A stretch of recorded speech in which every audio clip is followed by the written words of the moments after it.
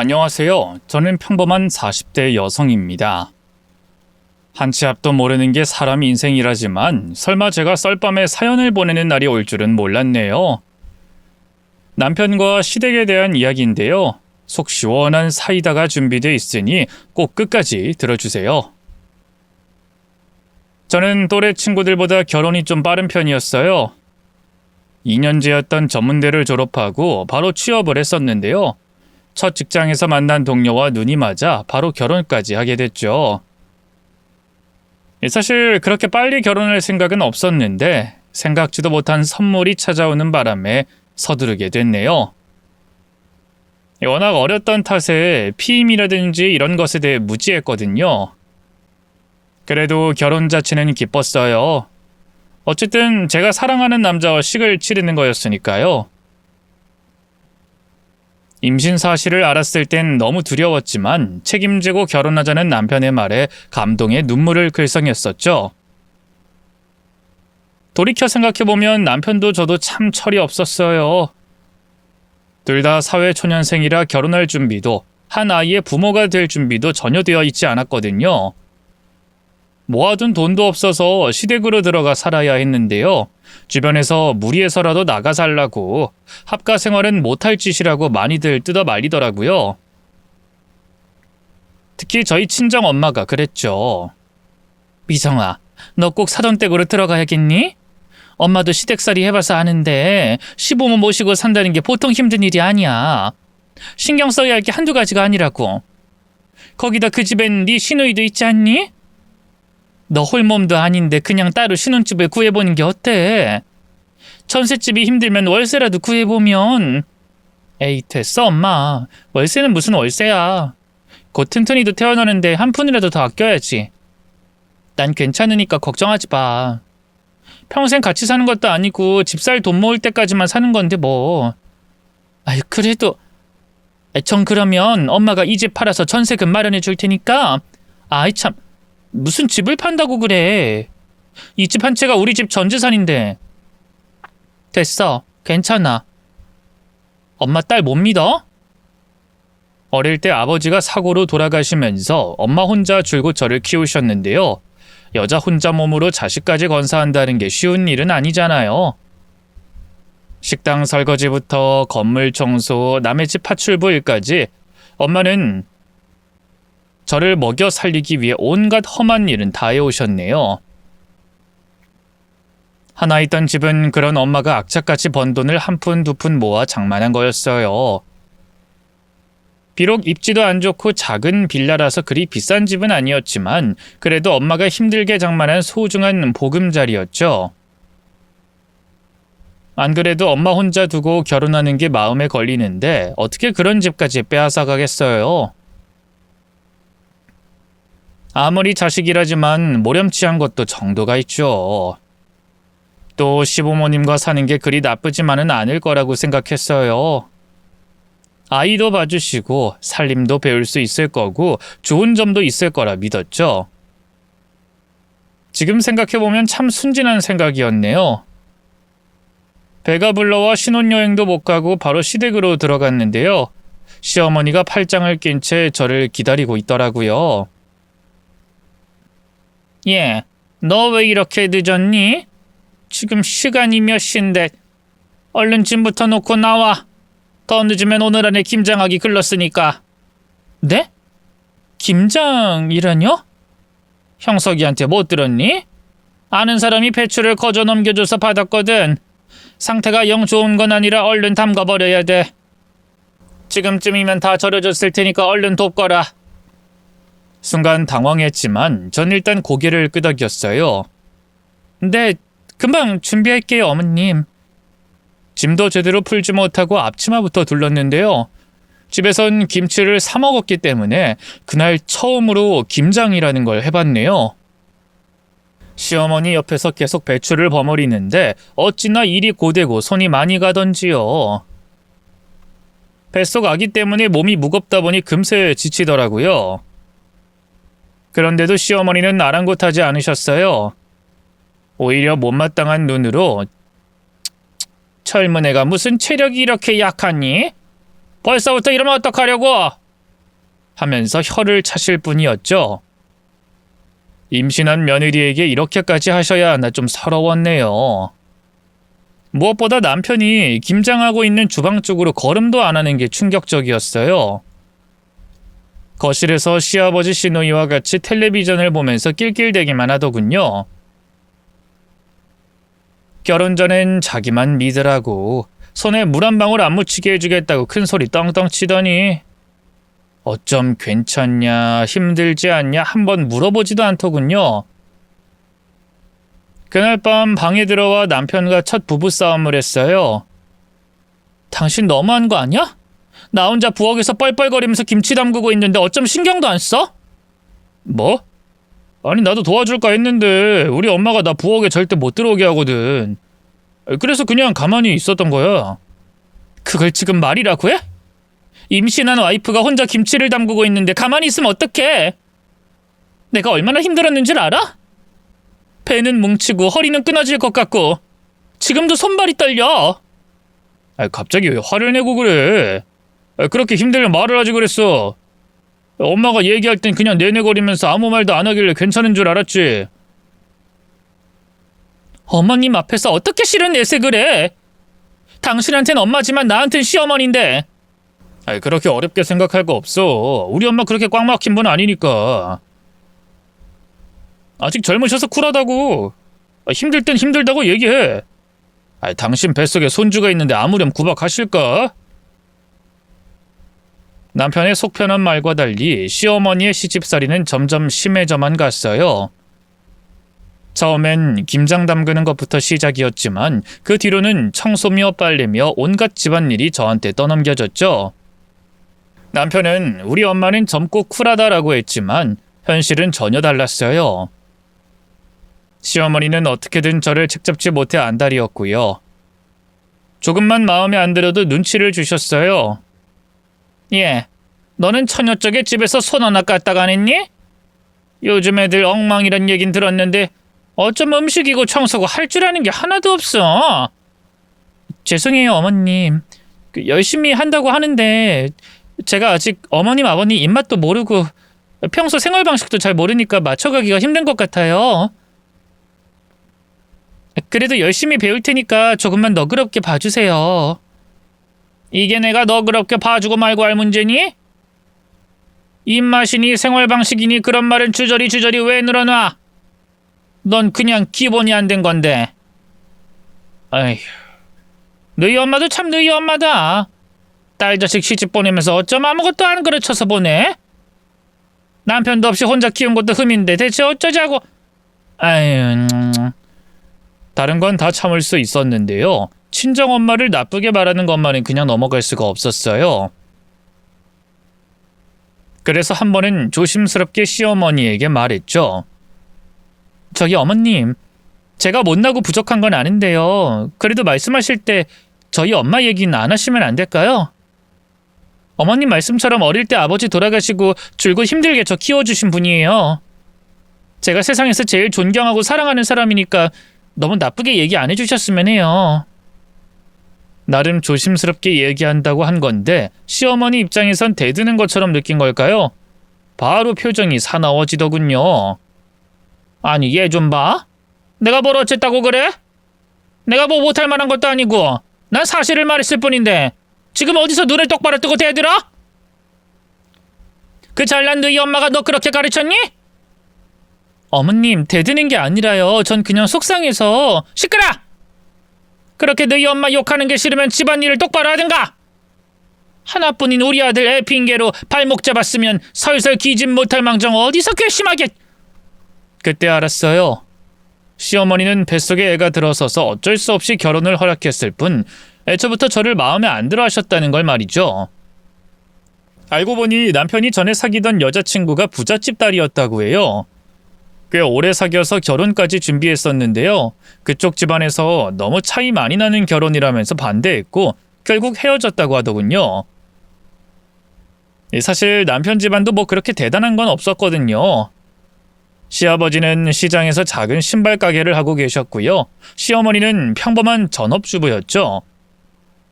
남편 역시 저와 비슷하게 전문대를 나와 중소기업을 다니고 있었고요. 그런데도 시어머니는 며느리가 될 뻔했던 그 부잣집 아가씨를 못 잊어서 저를 홀대한 거였어요. 남편이 얼마든지 좋은 여자를 만날 수 있었는데 제가 임신으로 발목을 잡았다고 여기셨죠. 그러니 뱃속 아이도 곱게 봐주실 리가 있겠어요. 고된 시집살이 속에서도 무사히 딸을 낳았는데요. 출산한 날 병원에서도 수고했다 말 한마디 없으셨고요. 이후로도 딸에게 철저히 무관심하셨어요. 저는 몰라도 손녀는 예뻐해 주실 법도 한데 너무 서운하더군요. 때리는 시어머니보다 말리는 시누이가 더 밉다고 시누이 역시 저를 못살게 굴기는 마찬가지였어요. 시누이는 남편보다 4살이 더 어렸는데요. 그래서인지 시아버지는 물론이고 온 식구가 시누이를 아직 아기라면서 감싸고 돌았어요. 그래봤자 저보다 고작 1살이 더 어렸을 뿐인데 말이죠. 어쨌든 덕분에 시누이는 세상 물정 모르고 철이 없었어요.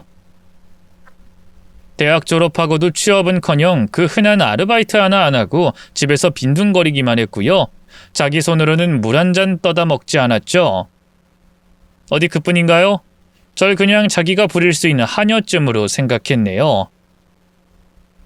제가 집안일로 바쁜 걸 뻔히 알면서 툭하면 불러서 자기 개인 심부름을 시키곤 했어요. 새언니, 나 오늘 친구들 만나러 가는데 옷 좀 다려줄래요? 아, 그리고 저 이따 저녁엔 갈비찜 먹고 싶은데 좀 맵고 얼큰하게 해주세요. 하며 아무렇지 않게 요구했죠. 처음엔 그래도 가족인데 하는 마음으로 들어주곤 했지만 시간이 지나면서 제 안에 점점 쌓이는 게 많아졌어요. 어느 날은 제가 밥을 차리고 있는데 갑자기 부르더니 새언니, 저 방 불 좀 꺼줘요 하더군요. 그때 시누이는 침대에 누워 핸드폰이나 만지작거리고 있었어요. 그럼 자기 손으로 끄면 되지 굳이 일하는 저를 불러 시켜야 하나요?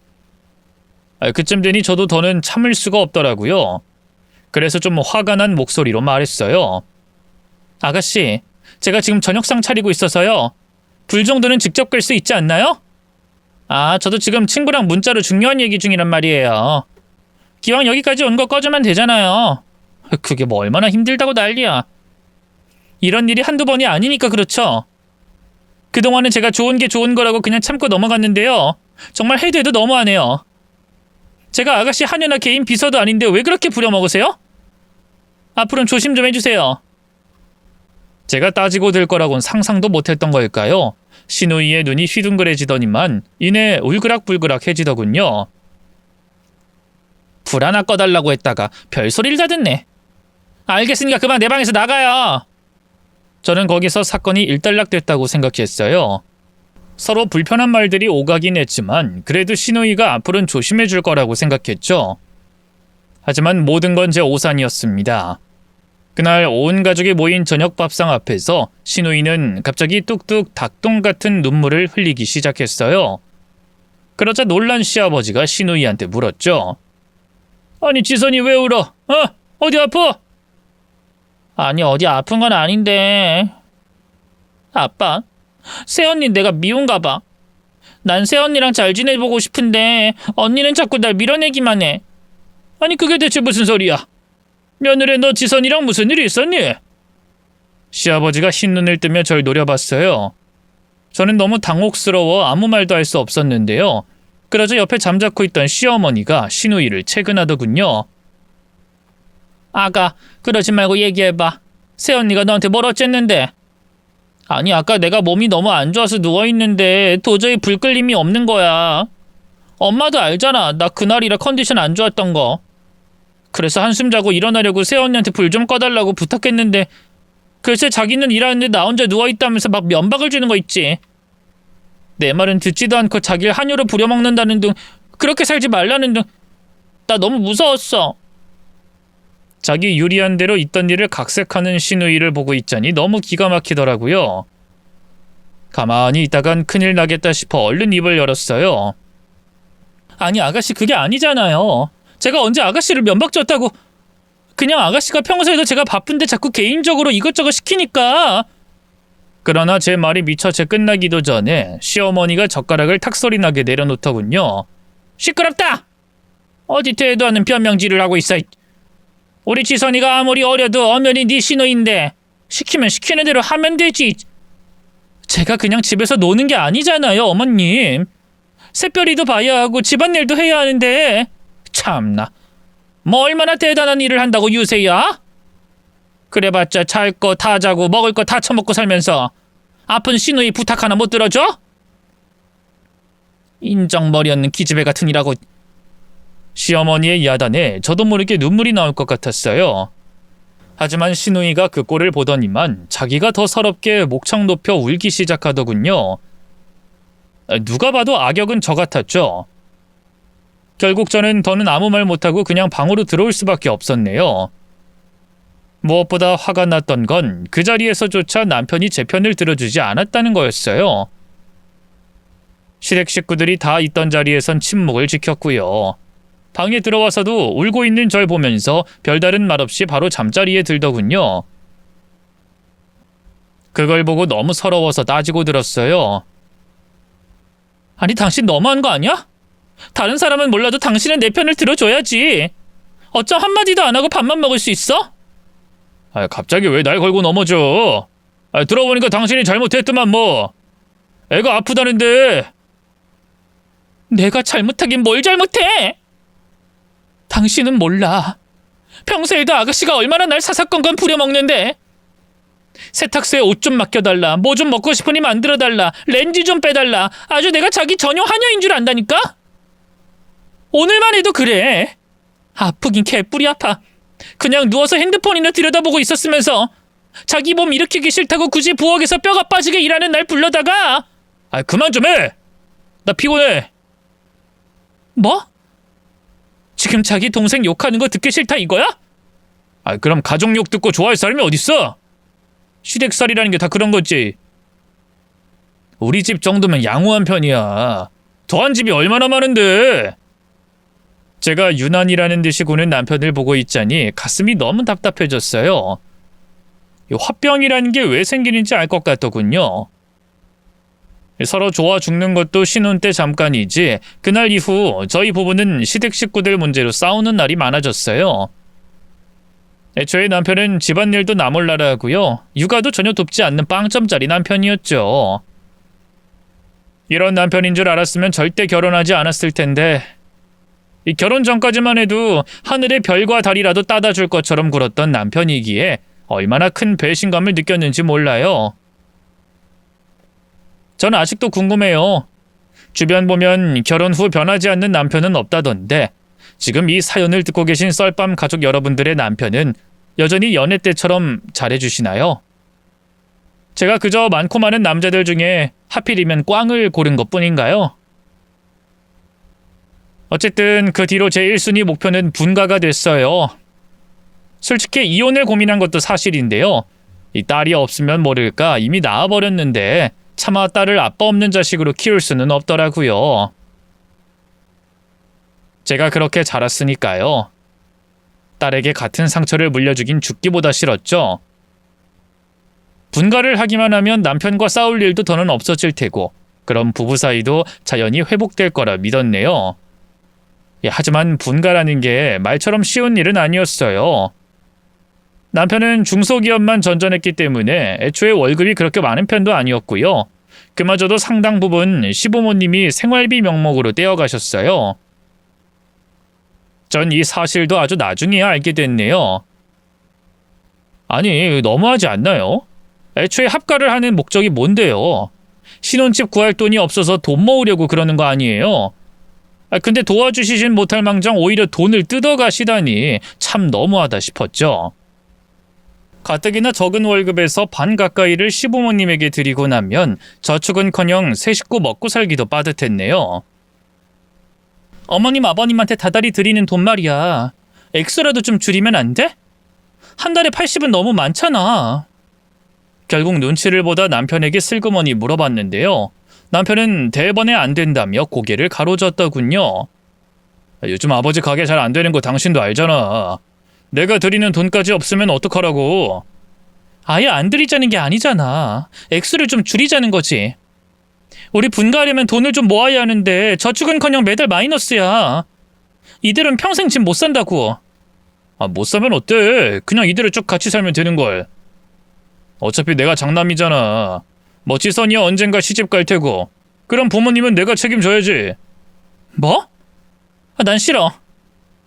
당신은 내가 어머님 아버님 때문에 얼마나 힘들어하는지 알면서 그런 소리래?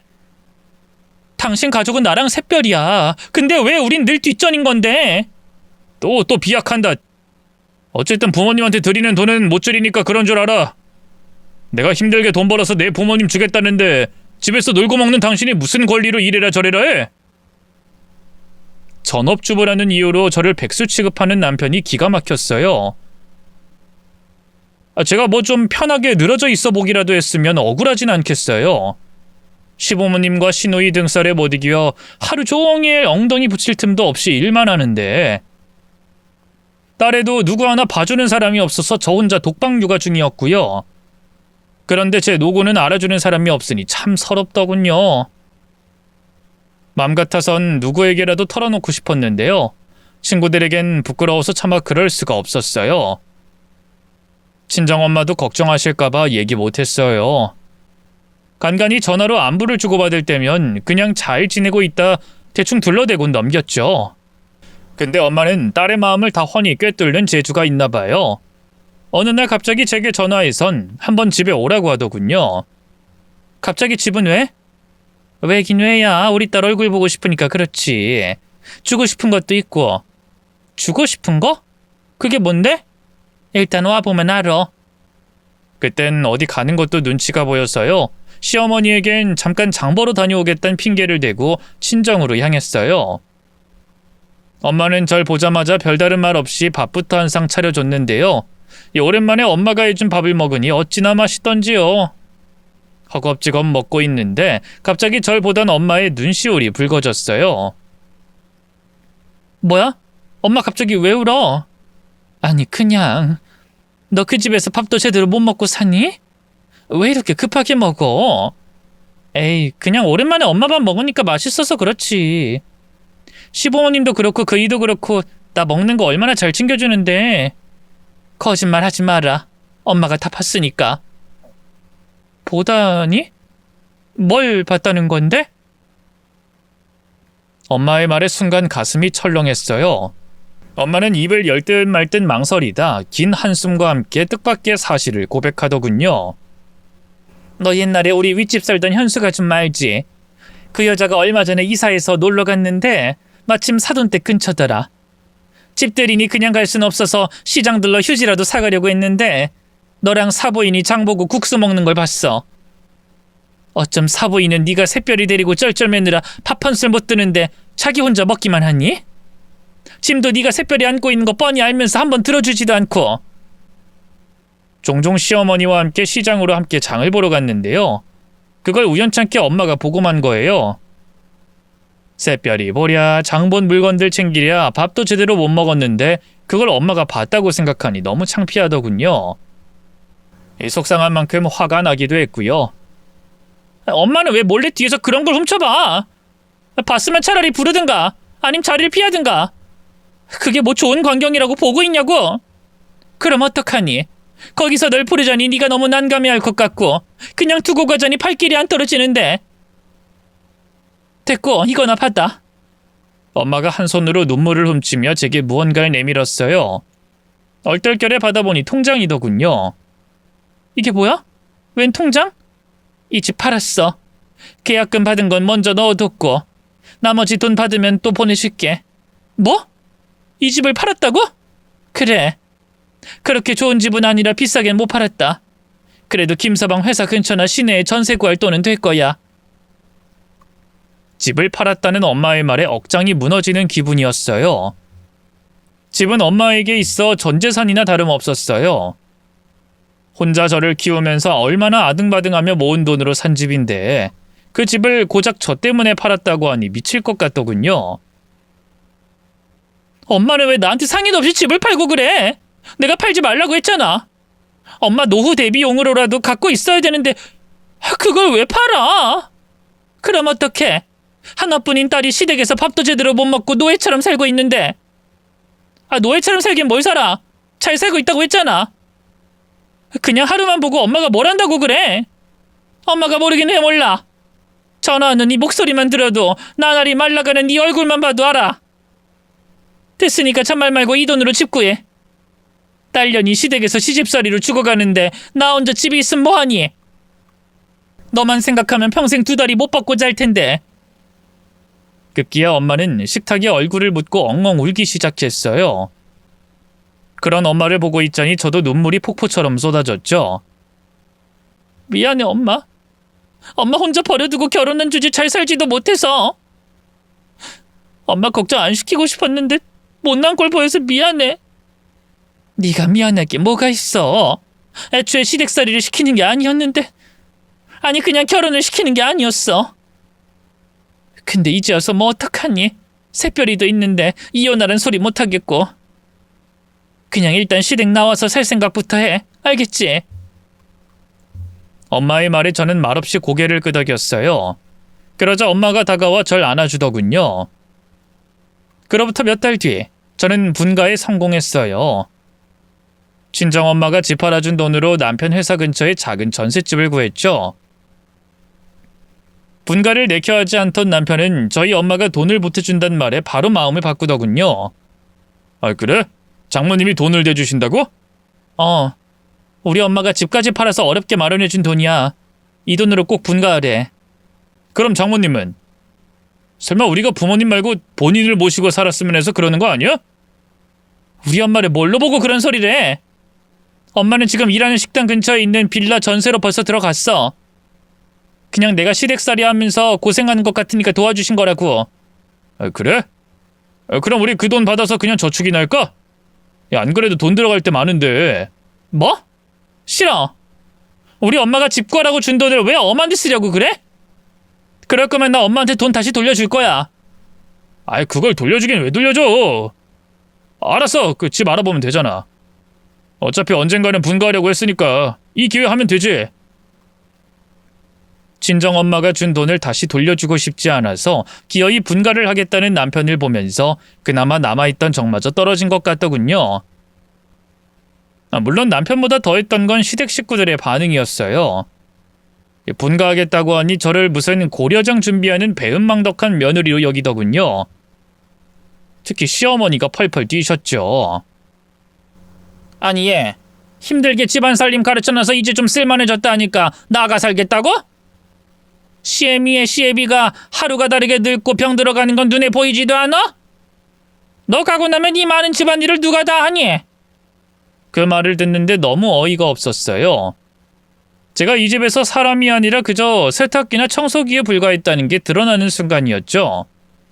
그래서 저도 모르게 차가운 목소리로 대꾸했네요. 그건 이제 제 할 바 아니죠. 애초에 어머님 아버님 살림을 왜 제가 다 도맡아 하나요? 어머님이 하시든가 아님 성인 되고도 독립 안 하고 계속 눌러붙어 사는 아가씨가 하든가 해야죠. 뭐야? 어디서 말도 안 되는 궤변을 늘어나. 시부모 돌보는 건 당연히 며느리 몫이지. 전 할 만큼 했다고 생각하는데요. 그동안 독립할 돈이 없어서 참았던 거지 더는 못 참겠어요. 제가 이 집 노예로 들어온 것도 아니고 언제까지 식구들 뒤치다꺼리를 해야 하나요? 새밥 새국 아니면 절대 수저 안 드는 아버님도 지긋지긋하고 어떻게든 제 흠잡으려고 야단인 어머님도 너무하다 싶고 자기 손으론 물 한 잔 안 떠먹는 아가씨도 싫어요. 분가해도 며느리 된 도리는 다 할 거예요.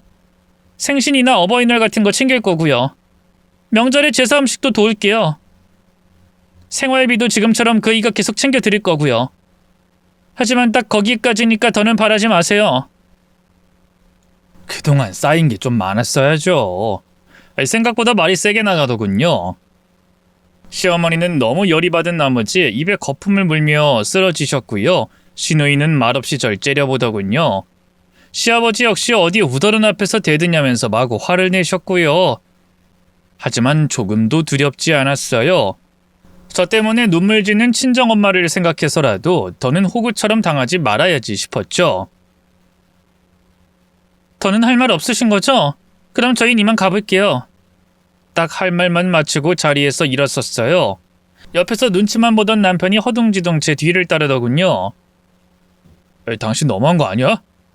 그래도 우리 부모님인데 무슨 말을 그렇게 해. 나도 그동안 참을 만큼 참았어.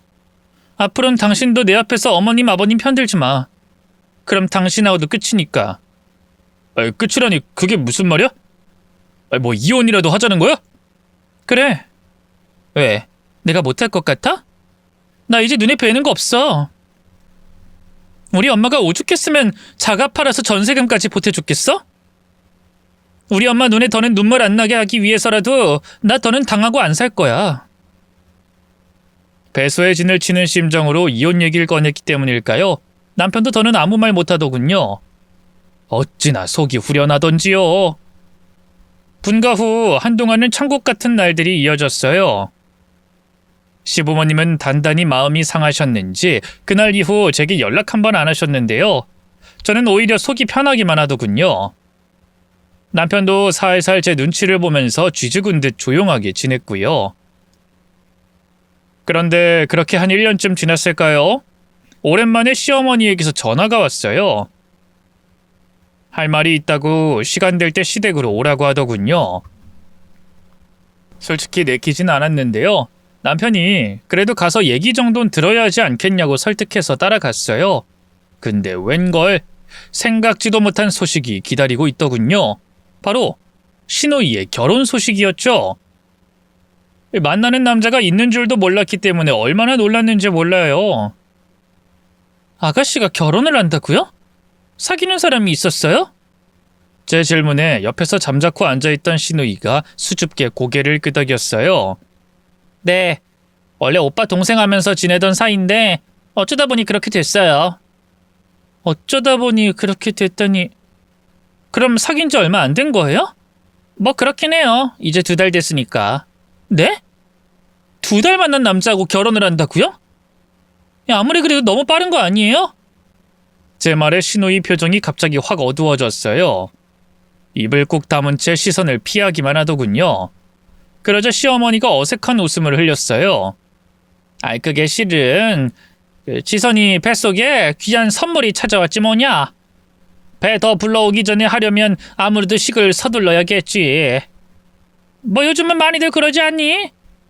오죽하면 혼수로 애해간단 말이 있겠어. 맞아요. 신우이도 혼전 임신으로 갑자기 결혼식을 올리게 된 거예요. 제가 결혼할 당시 시댁에 혼전 임신을 알렸을 땐 별의별 말을 다 들었거든요. 시집도 안 간 처녀가 망측스럽게 벌써 애가 생겼냐면서 말이죠. 대놓고 비난은 안 해도 돌려 어찌나 저를 흠잡던지요. 신우이 역시 그런 저를 비웃었고 말이에요. 근데 막상 자기가 똑같은 처지가 되자 아무 말 못하더군요.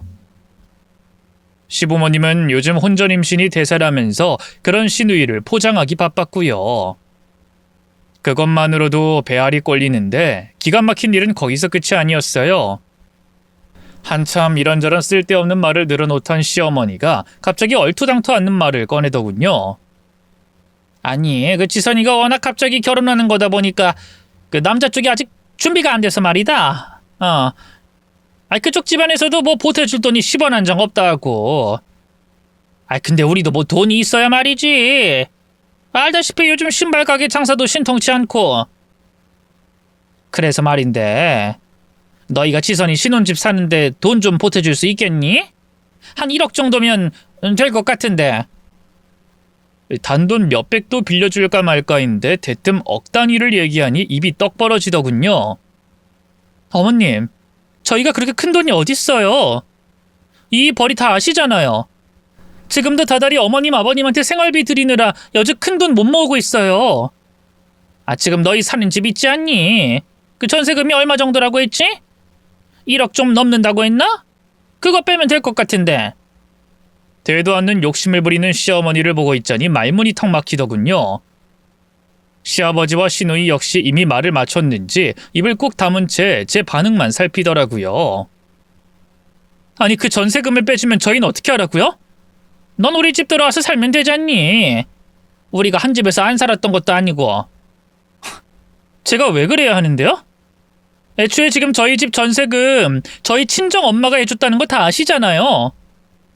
누가 해줬는지가 뭐가 그렇게 중요해. 어차피 사부인이 너희한테 준 건데 어떻게 쓰든 그건 너희 마음이지. 막말로 그동안 너 편하게 전업주부로 집에만 있을 수 있던 게 누구 덕인데? 다 우리 형식이가 밖에서 부지런히 돈 벌어다 줬기 때문 아니니? 그 빚 갚는다고 생각하고 빨리 전세금 빼서 입금하거라. 너흰 여기로 다시 들어오면 되잖아. 내가 친엄마처럼 해줄 테니, 어? 그러자 옆에 있던 신우이도 간드러진 목소리로 말했어요. 제발요, 새언니. 저 홀몸도 아닌데 남의 집살이 할 수 없잖아요. 그 집에서 안 그래도 저 못마땅히 하는데 신혼집 사는데 돈이라도 보태고 싶어요. 제 기 좀 살려주세요, 네? 가짠게 저를 구스르려는 두 모녀를 보고 있자니 어이가 없더군요. 저는 들을 가치도 없어서 벌떡 일어났어요. 아니요, 저희 엄마가 해준 전세금이에요. 왜 그걸 빼서 다른 것도 아니고 아가씨 신혼집을 사는데 보태나요? 돈이 없으면 월세살이를 하든 시댁살이를 하든 해야죠. 아님 그냥 그 결혼한다는 분 데리고 여기 들어와 살던가요. 저도 그랬는걸요. 사람은 분수에 맞게 살아야 하는 법이에요. 제 말에 신우이의 얼굴이 대번에 사나워졌어요. 시어머니도 날선말로 몰아세우더군요. 아니 너 정말 이럴 거냐? 시애미가 이렇게까지 부탁하는데 어쩜 그렇게 고민도 않고 야멸차게 거절을 해? 그만큼 어머님이 말도 안 되는 부탁을 하고 계시니까 그렇죠. 뭐야? 넌 어쩜 그렇게 변한 게 없니? 어쩜 그렇게 여전히 싸가지가 없어? 기어이 바락바락 악까지 쓰는 시어머니를 더는 상대하고 싶지 않았어요. 그래서 그냥 꾸벅 고개만 숙여 인사한 뒤 시댁을 나와버렸죠. 남편은 한참 뒤에나 차로 오더군요. 왜 이렇게 늦게 와? 그럼 당신이 그렇게 나가버렸는데 나라도 수습을 해야지. 당신 진짜 해도 해도 너무한 거 아니야? 그래도 내 부모님인데 어쩜 그렇게 예의 없게 굴어? 내가 뭘 예의 없게 굴었다고 그래? 이렇게 단칼에 거절을 해야 헛물 안 켜시지. 어디 우리 엄마가 해준 돈을 아가씨 신혼집 사는데 보태란 얘기래? 그리고 뭐? 다시 들어와 살면 친엄마처럼 해주겠다고? 웃기고 있네.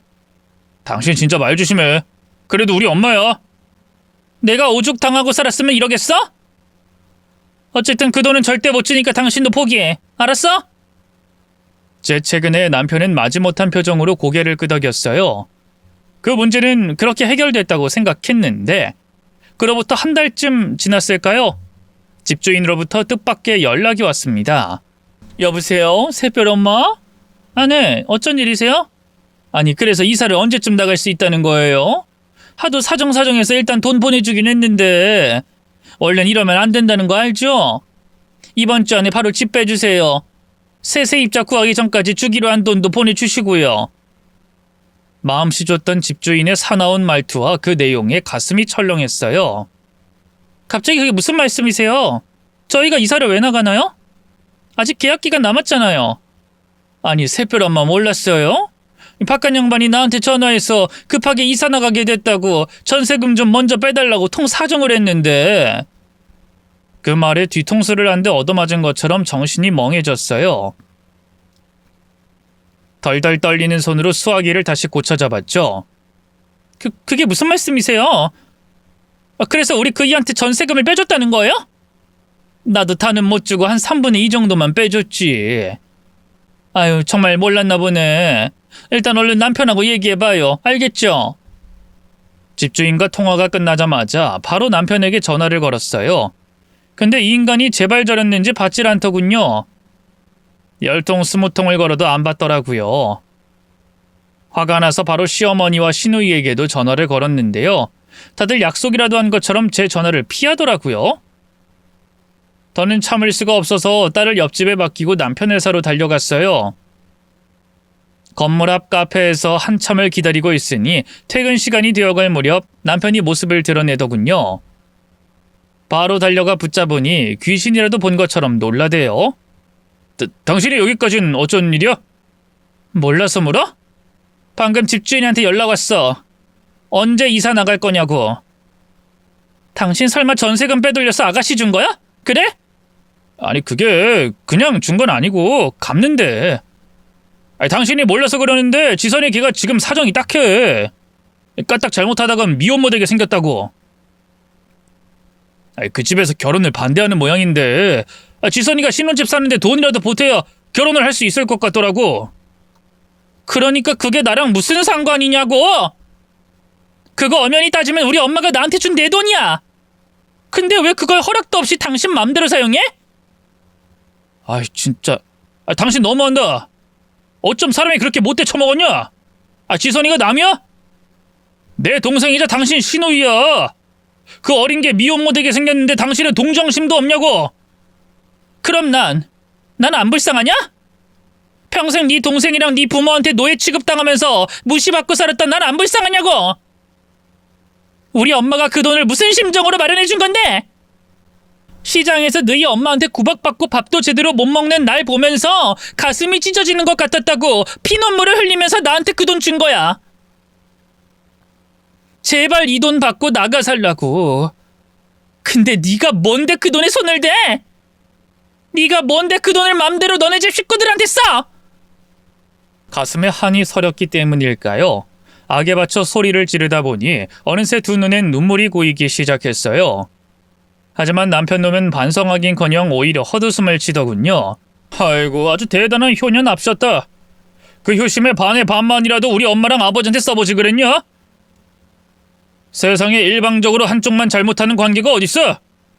당신이 먼저 애살스럽게 우리 부모님이나 지선이한테 잘했어봐.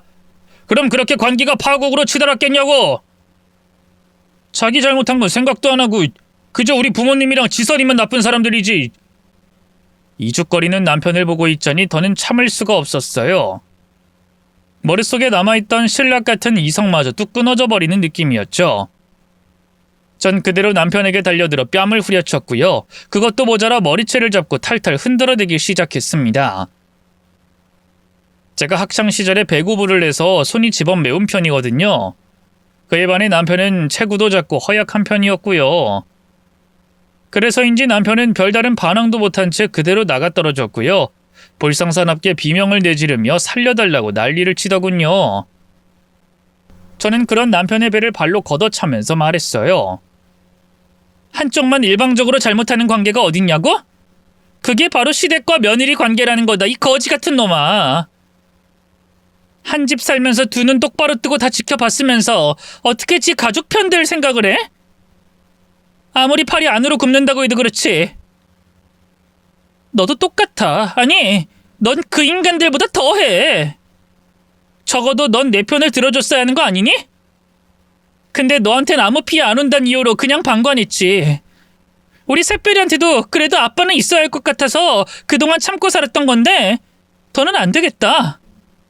너 같은 아빠는 없는 게 더 낫겠어. 뭐? 당신 지금 너무 흥분한 모양인데 일단 좀 진정하고. 아니, 난 지금 그 여느 때보다 이성적으로 냉철한데. 됐고, 변호사 선임할 준비나 해둬. 나 너 도둑놈으로 경찰에 신고할 거고 손해배상 비용까지 해서 그 돈의 2배, 아니 3배는 돌려받을 거니까.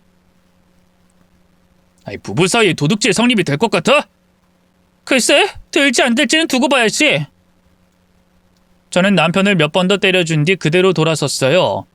그리고 바로 짐을 싸들고 딸과 함께 친정엄마가 사는 집으로 들어갔죠. 자초지종을 들은 엄마는 저보다 더 펄쩍 뛰셨고요. 제가 이혼하겠다고 하자 적극적으로 지지해 주셨네요. 그쯤에 엄마가 좋은 감정으로 만나고 계신 분이 있었는데요. 공교롭게도 그분이 로펌에서 일하는 사무장이었어요. 그분의 도움으로 실력 좋은 변호사를 선임할 수 있었죠. 변호사 선생님 말로는 아무리 부부 사이라고 해도 엄마가 제게 준 돈이라는 사실관계만 증명할 수 있다면 횡령이나 배임으로 처벌할 수 있다고 하더군요. 뿐만 아니라 이혼 시에 재산 분할이나 손해배상 청구도 가능하다고 했고요. 바로 경찰에 신고하고 고소장을 접수했어요. 며칠 뒤 고소장이 날아간 모양이죠? 남편에게서 바로 연락이 오더군요. 당신 미쳤어? 정말로 날 고소하면 어쩌자는 건데? 정말 이렇게 이혼하자는 거야? 그래? 내가 그때 한 말을 귓구멍이 아니라 똥구멍으로 들었니? 그럼 우리 엄마 돈 멋대로 빼돌려서 네 동생 도와주고도 내가 너랑 계속 같이 살 줄 알았어? 됐고, 네 전 재산 내놓을 준비나 해. 변호사 선생님 말로는 손해배상 청구도 가능하다던데 너 아주 탈탈 털어서 알거지로 만들어줄 테니까 각오하라고. 당신 정말 왜 그래? 내가 잘못했어. 그러니까 그만하자. 응? 그 돈도 지선이한테 얘기해서 다시 돌려달라고 할게. 그럼 되는 거지? 아니, 이미 버스는 떠났어. 되돌리기엔 늦었다고. 그럼 나더러 어떡하라는 건데? 사과도 하고 다 했잖아. 어디서 뻔뻔하게 목소리를 높여? 뭘 어떻게 하라는 거냐고? 나 너한테 바라는 거 아무것도 없어. 법정 출석이나 제대로 해. 알겠니? 여보, 잠깐만. 전화 끊지 말아봐. 소리 지른 건 내가 잘못했어. 당신이랑 이대로 헤어질지도 모른다는 생각이 나도 모르게. 내가 당신 얼마나 사랑하는지 알잖아. 나 한 번도 당신보다 다른 가족들 우위에 둔 적 없어. 늘 당신이 먼저였다고. 그러니까 당신이 분가하자고 할 때도 엄마 아버지 반대 무릅쓰고 따라 나섰던 거 아니야. 웃기고 있네.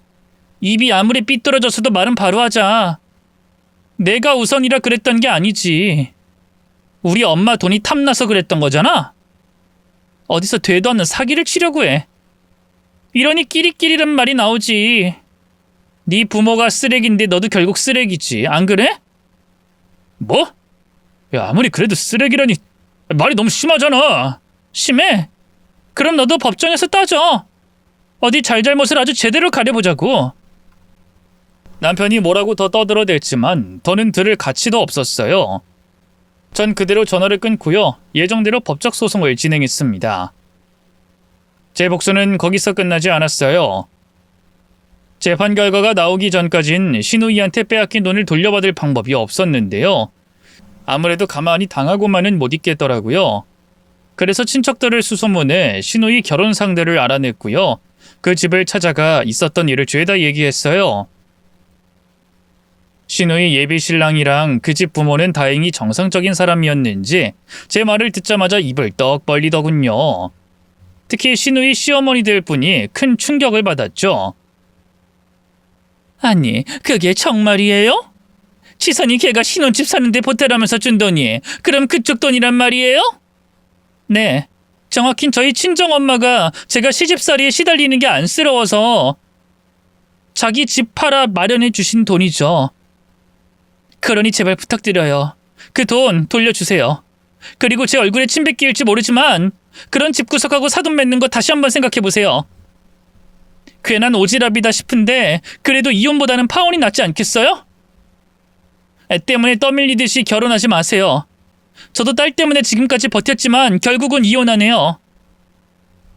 사실 큰 기대는 안 했는데요. 정말로 신우이 예비 남편 집에서 며칠 뒤 제 통장으로 돈을 돌려줬어요.